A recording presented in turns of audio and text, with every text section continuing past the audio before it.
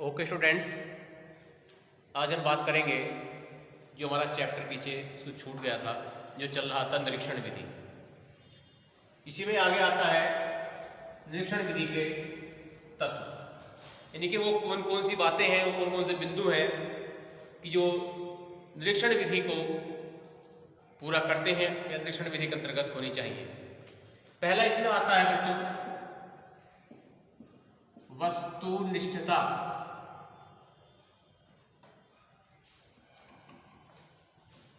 वस्तुनिष्ठता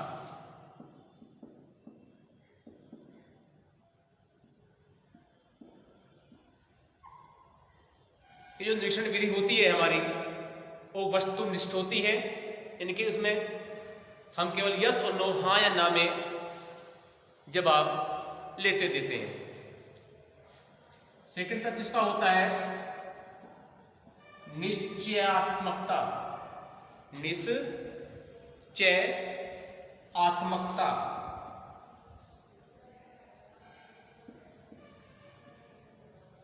निश्चयात्मकता। और थर्ड होता है क्रमबद्धता। क्रमबद्धता। और चार होता है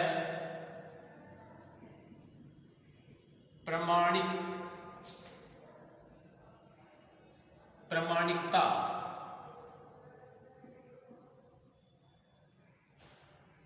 और नंबर 5 जो इसका तत्व होता है वो होता है विश्वसनीयता।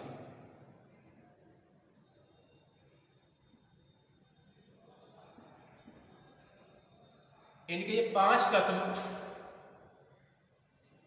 निरीक्षण विधि के होते हैं, जिनसे हम निरीक्षण करते हैं।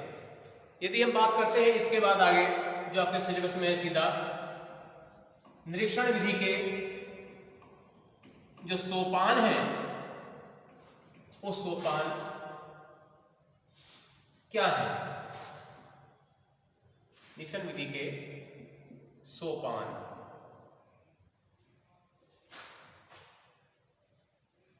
बच्चों, सोपान कहते हैं पदों को कि हम निरीक्षण विधि में पहले क्या करते हैं, उसके बाद क्या करेंगे, नेक्स्ट अगला स्टेप हमारा क्या होगा। तो इन सब स्टेप बाय स्टेप जो हम जाकर निरीक्षण करते हैं उनको सोपान कहते हैं या पद कहते हैं। पहला आपका आता है इसमें अध्ययन की रूपरेखा।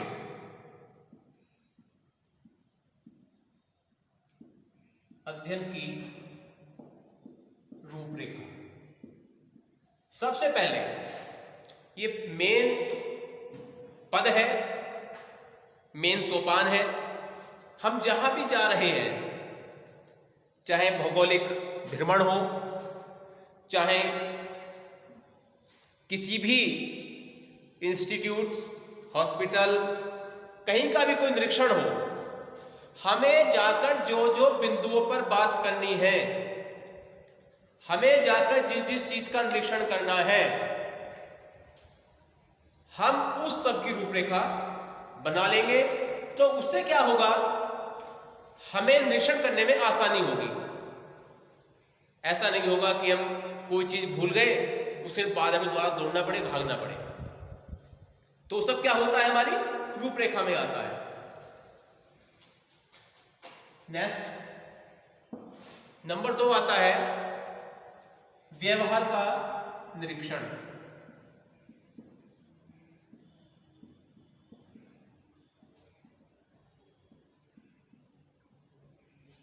व्यवहार का निरीक्षण, इसमें क्या है बच्चों कि हम जो किसी वस्तु है, हम या व्यक्ति है, व्यक्ति हो या वस्तु, हम उसके व्यवहार का प्रत्यक्ष ज्ञान करेंगे, जानेंगे।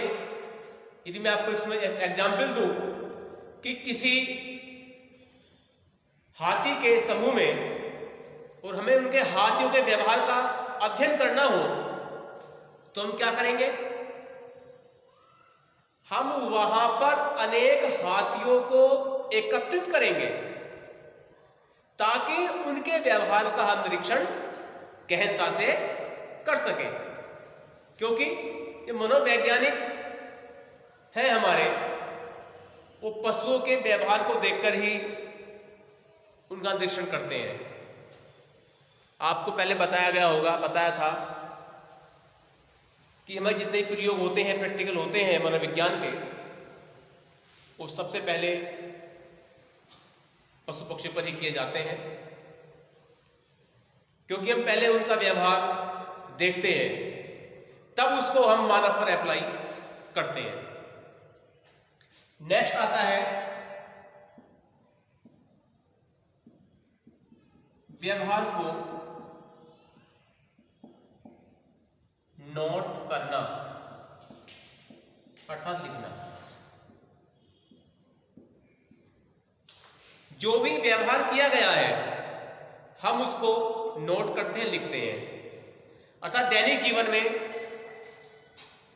हम क्या देखते हैं कि जो हमारा आज है व्यवहार, हो सकता है कल चेंज हो जाए, अवश्य चेंज होगा,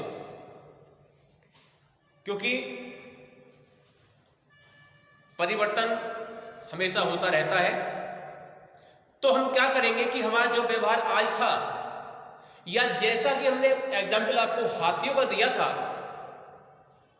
हम उनको प्रतिदिन कि आज इन्होंने क्या एक्टिविटी की, आज क्या एक्टिविटी की, प्रतिदिन उसको नोट करते रहेंगे, लिखते रहेंगे। मनोविज्ञान के जो व्यवहार में निरीक्षण होते हैं, उनको वैज्ञानिक विधि द्वारा हम करते हैं।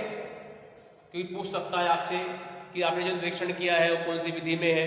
वो निरीक्षण विधि जो है वैज्ञानिक विधि द्वारा होता है, क्योंकि व्यवहार को देखना और याद कर लेना संभव नहीं है।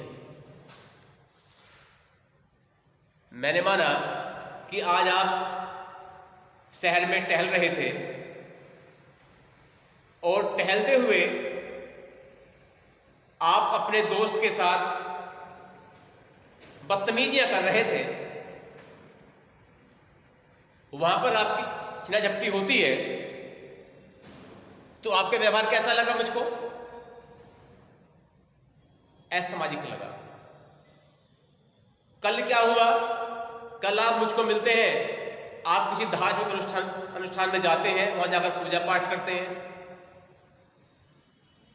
मैंने उसको भी लिखा, क्योंकि सब बातें आपकी याद नहीं रहेंगी। तो इस प्रकार से जो भी हमारा अध्ययन करता है वो व्यवहार को सूक्ष्म दृष्टि से देखता है, बहुत गहराई से देखता है। ऐसा नहीं है कि आपको मामूली रूप से अध्ययन कर लेगा, ये पता लगा लेगा और उसके व्यवहार को दिन प्रतिदिन नोट करता रहता है। यदि हम आगे बात करते हैं इसकी फोर्थ स्टेप की, जिसका फोर्थ सोपान है व्यवहार की व्याख्या और विश्लेषण। व्यवहार की व्याख्या एवं विश्लेषण। अब क्या होता है इसके अंदर कि जो हमने व्यवहार नोट किया था, हम उसकी एक्सप्लेन करते हैं, बताते हैं कि तुमने क्या क्या किया था, कब कब क्या एक्टिविटी थी आपकी, और बाद में उस पर हम इस निष्कर्ष पर निकलते हैं कि आपको अब क्या करना है। क्योंकि निरीक्षण विधि में व्यवहार को लिखने से, नोट करने से अनेक लाभ होते हैं। इसके बाद हम आराम से व्यवहार, संबंधों और जो उसकी मनोदशाएं हैं उन सब की व्याख्या आराम से कर सकते हैं। मनुष्य हो या पशु हो, जो भी उसकी बाहरी क्रियाएं हैं उन सब का विश्लेषण हम आसानी से कर सकते हैं, क्योंकि अंदर का तो हम नहीं कर सकते। आपके अंदर क्या चल रहा है, जो बाहरी आपका एक्टिविटी है जो आपने की है, हम उनका आसानी से अध्ययन कर सकते हैं, बता सकते हैं। और आपके बारे में हम अनुभव जो हुआ है हमें, उस अनुभव के आधार पर आपके व्यवहार को बताने में सक्षम हो सकते हैं। उदाहरण के लिए यदि बात करते हैं कि यदि एक पशु है या कोई पक्षी या मानव, कुछ भी मान लीजिए, पशु पक्षी मानव, और उसकी आंखों से आंसू निकल रहे हैं, तो क्या करेंगे आप, क्या अनुमान लगाएंगे?